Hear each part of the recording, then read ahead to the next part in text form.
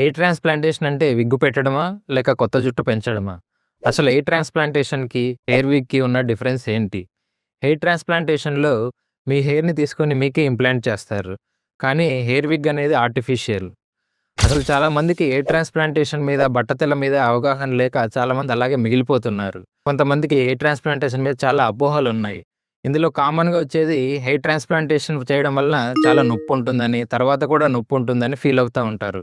కానీ ఇది లోకల్ అనస్థీషియాలో చేయడం వల్ల పేషెంట్ చాలా కంఫర్టబుల్‌గా ఉంటారు.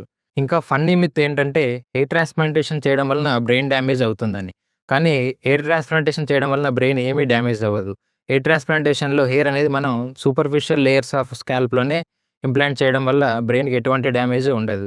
ప్రాపర్ హెయిర్ లైన్ డిజైన్‌తో హెయిర్ ట్రాన్స్‌ప్లాంటేషన్ అనేది నేచురల్ లుక్‌నిస్తుంది. ఈ వీడియో గనుక మీకు నచ్చినట్లయితే మీ బట్టతలతో బాధపడుతున్న ఫ్రెండ్స్‌కి వెంటనే వీడియోని షేర్ చేయండి.